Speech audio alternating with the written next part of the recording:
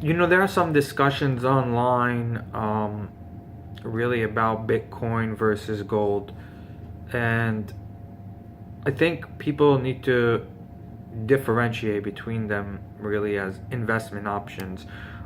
First and foremost, Bitcoin is not an investment. Bitcoin is not a store of value or anything of that nature. Bitcoin is a speculative technology that really only makes where you'll only make a profit in if more people were to join in, much like a Ponzi scheme. That's not to say that Bitcoin is completely worthless. Bitcoin actually is a technology that is unlike any we've seen before, that makes it very easy to actually be in complete control of your assets in it without any central authority that's able to take them away from you, or that anyone that can transact on your behalf. You're the only one in Bitcoin that can transact, which means that there's no automatic payment or anything of that nature. There's no tax system that can withdraw your money out of your account.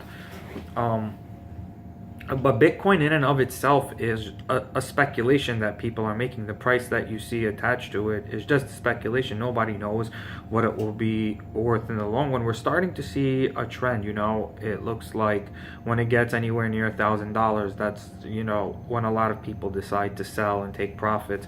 So there's reasons why you might want to consider being involved in Bitcoin, as understanding it as a future of payment technology, which it really is. It allows me and you in a third part of the world to transact without really anybody in between us, anyone to stop us, as long as we have an internet connection.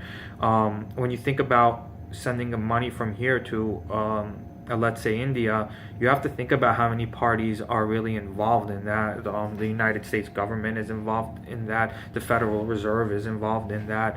The banks are both the receiving and the sending bank are involved in the transaction. There's so many hands inside that transaction, and with Bitcoin, none of that exists. The only middlemen are the miners who are mining these transactions and doing so. I think there's promise in the technology, but a better version of it may come out. Now we're seeing currency that's pegged to the dollar. So your digital currency is worth really $1, never more, never less. And that's a way for me and you to transact instantly in US dollars without taking on additional risk of holding the actual Bitcoin in itself. So there's better versions of an actual payment system, and what Bitcoin is going to be is solely determined on what people decide that it's going to be on, what price people are going to be willing to sell on. What's the lowest price people will sell it at before junking it. There's really no doubt that it makes life really a lot easier, and it can help a lot. This technology can really help a lot of people around the world. But being that it's technology, it can be copied and it can be reproduced in a better fashion. And I think that's ultimately what will come out of it. And not too many people will transact in Bitcoin itself. The reason why is it's simply too unstable. It can't be a currency with swings like 40% up in 1 month and 40% down in 2 days. That simply eliminates it from being a currency. That people are going to want, because this is not a currency that the government is forcing you to use and transact in. The Bitcoin is actually a currency that people will have to only adopt in the case that it is actually the best option out there for making transactions. Otherwise, it's just another option for making transactions, and nothing is there behind it to back it the way that you have with gold. The thing with gold and silver is that gold and silver have a historic value attached to them. For the last 2,000 years, gold's value has been relatively stable compared to anything else. So when people buy gold, what they're doing is just reserving their purchasing power. And you have to think about how many people that are in Bitcoin actually would remain in Bitcoin if all it did was preserve their purchasing power and not make them a ton of money. The people that are making a lot of money in Bitcoin are the ones that have been there from very early on, the early adopters. But now it's mature. Everybody who could possibly know about Bitcoin knows about Bitcoin. The growth rate is, not what people expected it to be. And it's because the price of the Bitcoin has been too unstable for the average person to even consider putting any money in. The people who are early adopters are the ones that, have the buy and hold kind of position on it. And it's simply unequal in the way that people that are getting in new are taking much more risk than people who have had it for a while. And ultimately you have to ask yourself if getting more people into this thing is, if they're going to want to take that gamble, if they're going to want to take a gamble, getting something to be from $1 to $7 is a lot easier than getting something from $700 to $7,000. So I mean, to get the same percentage increase is easy when the thing is cheap and people think they can buy it cheap. And this thing is all psychological in many aspects, and the Bitcoin in general has many characteristics of a Ponzi scheme, and history may, look back on it and say that's all it really was in retrospect, was a digital age Ponzi scheme, because there was nothing backing the Bitcoin. And once the panic sells come, there's no limit on how much this thing can drop. I mean, when you look at the stock market and you look at bonds and things of that nature, the prices drop, but there's, an asset behind it that performs. Sometimes the asset fails, like in the case of a company that goes bankrupt. But the asset generally, even if you look back to 2008, when the market dropped 45%, that was actually a great time to buy, because the numbers were all off. If a business makes a certain amount of money a year and has for 30-40 years, there's very little chance that they're gonna go completely under. And if you look at the range of their price to earnings ratio of how much the company has been valued by investors in the past, what you'll actually find over there is something that could be purchased dirt cheap. But with Bitcoin, it's completely psychological and up to what people want it to be valued at. And we looked at my past videos and look at what just happened in Bitcoin over the last 2 months, and you see that it's highly manipulated, and it's very unlike gold. So those people that are coming on and saying, it's the digital version of gold, are doing a disservice, because it really is the complete opposite of gold. What gold is something physical, something that, the supply is really limited on our earth, unless you're talking about 20-30 years from now, if people are gonna send your robots out to space to mine precious metals on asteroids and things of that nature, like we see SpaceX is planning to do in the long term. That's the direction of privatizing kind of space, and privatizing profits coming from things in space. So if someone's able to build the technology to do that, and we're certainly getting closer and closer, that's going to become realistic. But aside from that, gold is sort of like Bitcoin in that the supply is not infinite, it's limited. Bitcoin is, you have the complete supply of Bitcoin, the number. It's not the case with gold, but if gold goes up in price, we see the mining activities begin to increase because there's more money to be made. So, but back to gold for a second. Gold is physical. It's something that the fact that you own all of it and it can't be taken away from you, that's something that makes Bitcoin like gold. But gold can be stolen from you, and your Bitcoin can be stolen from you. There are still ways that people can get it from you. There's never anything that's a sure thing.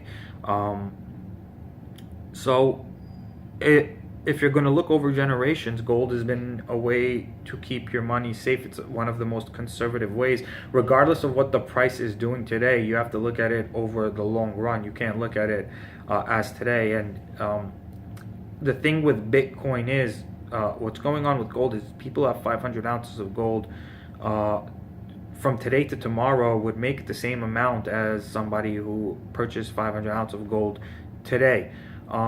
With Bitcoin, it's different in that the people who have this from really early on, you know, they're covered. It's not going to go back down there for a really long time, back to when it was $1 or $10 or whatnot. And because those people have seen so much growth, they're able to hold for such long periods of time. And those people are, you know, are really the people that are in the best position. But those that bought at 4, 5, 6, 800, those people that bought Bitcoin at those price are just gambling, really. And that's all Bitcoin is. It's a gamble. It's not an investment. It's very different than gold. You need to understand that the two things are too much unlike each other. You shouldn't equate one to the next, because your Bitcoin tomorrow could be worthless, but that's not true of your gold. It never has been. Gold is historic. It has a history behind it. So we know its historical value and the context of it. We don't know anything about that in terms of Bitcoin. But Bitcoin is not like gold, because any copy of gold can be detected and is not worth anything. It's fake. Bitcoin can be copied, and another, you know, predecessor to Bitcoin could do the same thing better. Transaction times with Bitcoin are very slow. So right now you can't even go into a store and buy a cup of coffee with Bitcoin, which makes it actual not so great payment method for local transactions. It's only good for foreign remittance, and with then it's very risky to hold. So someone that wanted to buy, send their mother $300 in Mexico, let's say, using Bitcoin, could have sent it on Friday, and then on Sunday the $300 is worth $200. That's the situation that you need to understand that a lot of people are in, and that's the only thing that would make Bitcoin grow and be adopted by more people. The mentality now that's going on is that Bitcoin needs to be adopted by more people by pumping the price up, so people will rush in as a gamble to see if they can make money in it. And that failed just now. We've seen that fail. They did that in China. It didn't work. The price is right back down to $800. It could even go lower from here. There's just so many things that could go wrong with it, and that's not the case with physical gold. When you have gold, you have gold. Nobody can copy it. Nobody can make your gold worth half tomorrow. There is manipulation of paper gold, but we're not talking about paper gold. We're talking about physical gold, real gold. Paper gold is just a piece of paper that says you own this here and there. It's not real. It's not. You can't touch the gold. You can't feel it. You can't weigh it. So, and you need to understand also, Bitcoin is dependent on a lot. In order for Bitcoin to work, society has to be functioning. There needs to be internet, there needs to be power, there needs to be heating and air conditioning services. If you see like people think that Bitcoin will be great in the case of chaos, but in the case of chaos, Bitcoin is not going to help you. Bitcoin only works if the underlying society is functioning in a way where these goods and services are accessible to the public. Look at places like Africa. You're saying to yourself, these people can't access bank but with a mobile phone. But you're not thinking, if these people in Africa don't have a bank to use, what are the odds that they're going to get mobile phone service? I mean, it's crazy, you know?